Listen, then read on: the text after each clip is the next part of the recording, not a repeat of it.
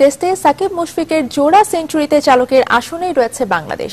সাকিব আল হাসানের double century ও মুশফিকুর রহিমের সেঞ্চুরিতে 7 উইকেটে 542 রান করে দ্বিতীয় দিনের খেলা শেষ করেছে টাইগাররা। ওয়েলিংটনের বেসিন রিজার্ভে দ্বিতীয় দিনের শুরুতেই মমিনুলের উইকেট হারায় বাংলাদেশ। তবে পঞ্চম উইকেটে সাকিব মুশফিকের রেকর্ড পার্টনারশিপে বড় সংগ্রহ পায় হাথুরুস শিষ্যরা। ট্রেন্ট বোল্টের বলে আউট হয়ে সাজঘরে ফেরার আগে মুশফিক করেছেন 159 রান। দলীয় সংগ্রহ তখন 5 উইকেটে 519। তবে মুশফিক ফিরলেও উইকেটের অপর প্রান্ত আগলে রেখে ক্যারিয়ারের প্রথম ডাবল সেঞ্চুরি তুলে নেন সাকিব আল হাসান, যা কিনা টেস্ট ক্রিকেটে বাংলাদেশি কোনো ব্যাটসম্যানের সেরা স্কোর। তবে ব্যক্তিগত 217 রান করে ওয়েগনারের বলে বোল্ড হয়ে সাজঘরে ফেরেন সাকিব। এরপর মেহেদী হাসান মিরাজ কোনো রান না করেই সাকিবের পথে হাঁটলে 7 উইকেটে হারিয়ে 542 রানে দ্বিতীয় দিনের খেলা শেষ করে Bangladesh.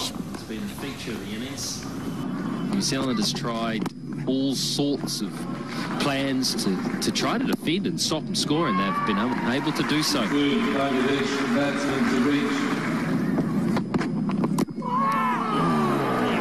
Yes, I got him. দর্শক, এই বিষয়ে কথা বলতে এখন আমাদের সঙ্গে যোগ দিচ্ছেন বাংলাদেশ জাতীয় ক্রিকেট দলের সাবেক অধিনায়ক গাজী আশরাফ হোসেন লিপু। তার সাথে কথা বলবেন সহকর্মী নাজমুস সাকিব। আমরা সরাসরি চলে যাচ্ছি তার কাছে।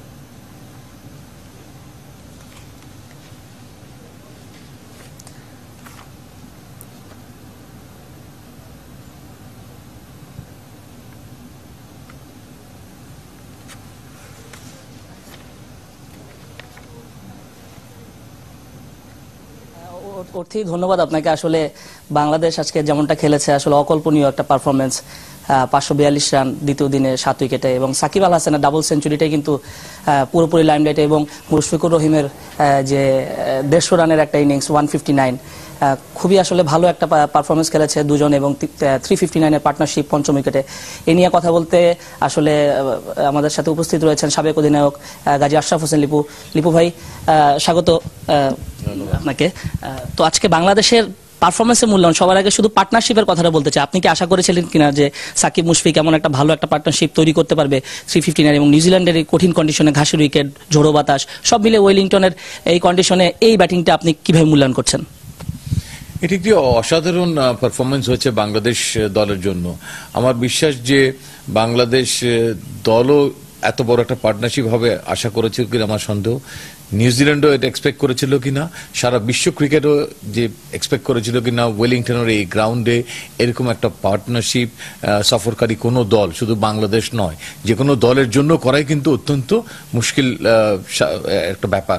সেক্ষেত্রে আমি বলবো যে সে ওয়ান্ডারফুল পারফরমেন্স, স্পেশালি এই দুই পেয়ার যারা নাকি দলের সিনিয়র খেলোয়াড়, এই দুজন খেলোয়াড়, এবং ঠিক দলের যে মুহূর্তে সবচেয়ে বেশি প্রয়োজন ছিল আমাদের ঘুরে দাঁড়াবার জন্য, এই টেস্ট সিরিজ ম্যাচ সিরিজটাকে প্রাণবন্ত করার জন্য, নিজেদের অবস্থানকে সুদৃঢ় করার জন্য ঠিক সঠিক মুহূর্তে আমার মনে হয় যে এই দুজন সিনিয়র খেলোয়াড় দলের পাশে এসে দাঁড়িয়েছেন এবং আমাদেরকে গোটা বিশ্বের কাছে আমাদের ভাবমূর্তি যথেষ্ট উজ্জ্বল করেছে এই ইনিংসের মাধ্যমে।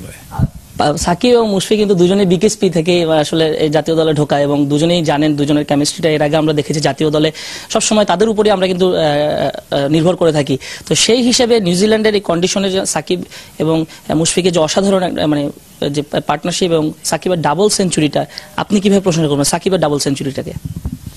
দেখেন, একটা জিনিস কিন্তু সাকিব আল হাসানের সঙ্গে বেমানান যাচ্ছিল, সেটা হচ্ছে যে সাকিবের মতো একটা গ্রেট প্লেয়ারের নামের পাশে এখনো ডাবল সেঞ্চুরি নেই, যেখানে তামিম ইতিমধ্যে করেছে, মুশফিকুর রহিম ইতিমধ্যে করেছে, এবং সাকিব আল হাসান আমি মনে করি যথেষ্ট ক্যাপেবল। যদিও তিনি একটু মাঝে মাঝে মানে 4-5-এর দিকে সাধারণত টেস্ট ম্যাচে ব্যাট করে থাকেন, সেখানে অনেক সময় আমাদের অতীত ইতিহাসের কারণে হয়তো এত লম্বা ইনিংস খেলার তার সুযোগ হয় নাই, কিংবা এরকম উল্লেখযোগ্য পার্টনারশিপও হয়তো অনেক সময় হয়নি। কিন্তু সাকিবের ব্যাটিংয়ের ক্যারেক্টারটা একটু ভিন্ন ছিল, এই জন্য কিন্তু তার কাছ থেকে ডাবল সেঞ্চুরিটা প্রত্যাশা করা অনেক সময় একটু বাড়তি কিছু চাওয়া হয়ে যাচ্ছিল। কিন্তু সাকিব আল হাসান মতো একজন খেলোয়াড় কিন্তু ক্যাপেবল। তিনি যে ক্যাপেবল তিনি নিজে প্রমাণটা করলেন যখন দল অত্যন্ত জরুরিভাবে এরকম একটা বড় স্কোর চাচ্ছিল। সেই সময় ওয়েলিংটনের মাঠে আমি মনে করি তিনি শুধু নিজের পাশেই ডাবল সেঞ্চুরিটা লেখালেন না, আমার মনে হয় আগামী প্রজন্ম প্লাস যারা বর্তমান দলে আছে তাদেরকে উদ্বুদ্ধ করার জন্য আমার মনে হয় ইটস এ ফ্যান্টাস্টিক মোমেন্ট। আপনি এক্স ক্যাপ্টেন হিসেবে আসলে মুশফিকের ডাবল সেঞ্চুরিটা হলো না, সেকেন্ড ডাবল সেঞ্চুরি পেতো 115 আউট হয়ে গেছে, একটু মনে হয় তাড়াহুড়ো করেছিল সাকিব যখন ডাবল সেঞ্চুরি পেয়ে যায়। আপনি কি মনে করেন যে একটু মুশফিকের কি একটু দেখে শুনে একটু খেলা উচিত, যে ডাবল সেঞ্চুরির এত কাছে গিয়ে 159 নিঃসন্দেহে একটা ভালো একটা ইনিংস ছিল? হ্যাঁ, সে সময় তিনি স্বপ্ন দেখতেই পারেন ডাবল সেঞ্চুরি করার। মুশফিকের ইতিপূর্বে ডাবল সেঞ্চুরিটা শ্রীলঙ্কাতে মাঠে বসে দেখা সৌভাগ্য আমার হয়েছিল, তার যথেষ্ট ধৈর্য আছে। তো যে জিনিসটা আমি বললাম যে অনেক সময় কিছু কিছু জিনিস ঘটে যায় যেটা নাকি আপনি ঠিক দিনের শুরুতে হয়তো কল্পনা করেননি, সেগুলো যখন বাস্তবায়ন হয় অনেক সময় আবেগ তাড়িত হয়। সাকিবের ডাবল 100টি তিনি হয়তো অনেক বেশি আশা করেছিলেন, সেক্ষেত্রে সামান্য মনোসংযোগের অভাবে আমি বিশ্বাস করি যে বলটিতে তিনি আউট হয়েছেন, এই বলটি অফ স্টাম্পের অনেক বাইরে ছিল এবং আরো বাইরে বের হয়ে যাচ্ছিল, এই বলটিকে তার ছেড়ে দেওয়াই উত্তম ছিল। তবে ডাবল সেঞ্চুরি থেকে বেশ দূরেই ছিল, আমি বলবো না ওয়ার্ল্ড ক্রিকেটে 160-70 একদম ডাবল সেঞ্চুরির কাছে করা নাড়ছে তা নয়, তবে হ্যাঁ সেটা আপনাকে যথেষ্ট ভালোভাবেই উজ্জীবিত করতে পারে, স্বপ্ন দেখাতে পারে ডাবল সেঞ্চুরির ল্যান্ডমার্কটাকে স্পর্শ করার জন্য। দিন শেষে আপনি আসলে বাংলাদেশকে এগিয়ে রাখাই যায় এবং নিঃসন্দেহে, এবং নিউজিল্যান্ড কিন্তু খুব ভালো একটা পার্টনারশিপের পর অলরেডি কিন্তু 7 উইকেট বাংলাদেশে পড়ে গেছে, মেহেদি মিরাজ আউট হয়ে গেছে, সাব্বির কালকে আবার তাসকিনকে নিয়ে শুরু করবে, দ্বিতীয় দিনে খেলা শেষে 542 রান স্কোরবোর্ডে। কালকে বাংলাদেশের টার্গেটটা কি থাকবে, যে আরো কিছু 50 বা 100 রান যদি যোগ করা যায়, সেক্ষেত্রে ওয়েলিংটন টেস্টের ভাগ্যটা আসলে কোন দিকে যেতে পারে? যদি কালকে আমরা যদি ফার্স্ট সেশনটা একটু কাটিয়ে দেই, একটু রান আসবে, নিউজিল্যান্ডের উপর কতটা প্রেসার ফেলার জন্য আরো কি রান দরকার, না এটাই যথেষ্ট? একটা ভালো রানে আমরা পৌঁছে গেছি, তবে আমাদের টেইলটা সাধারণত ভালো ব্যাট করতে পারে না টেস্ট ম্যাচে।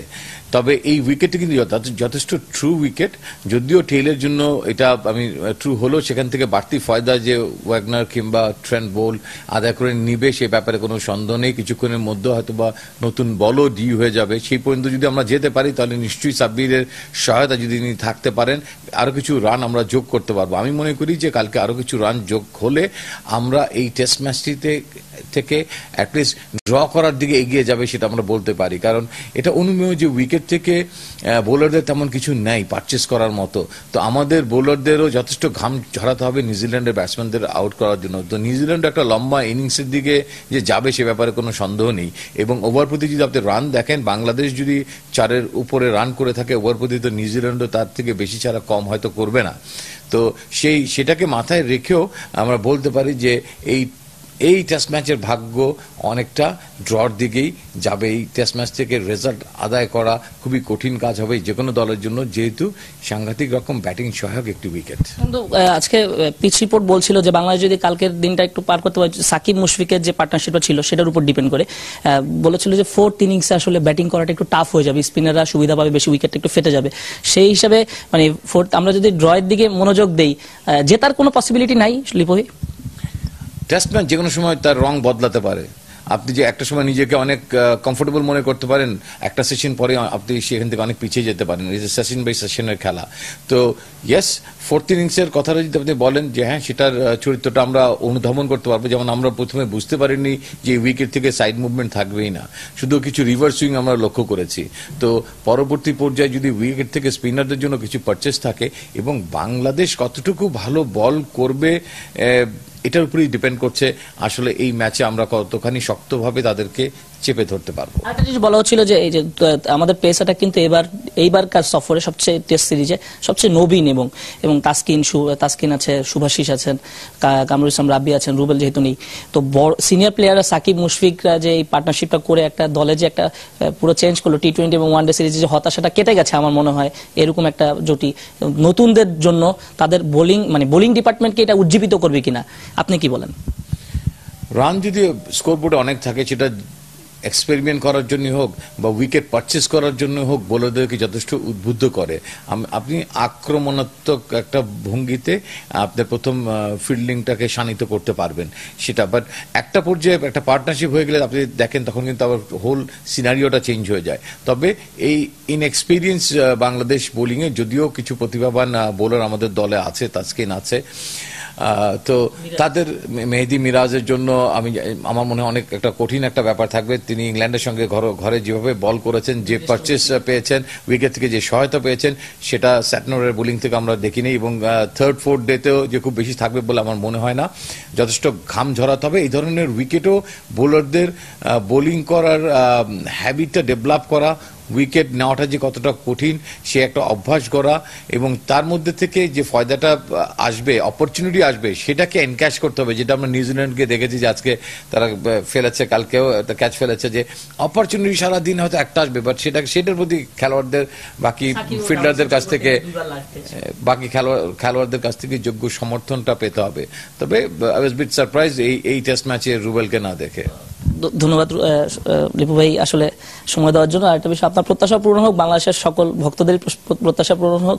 তো অর্থে এই ছিল আমার কাছে সবশেষ পরিস্থিতি। আবারও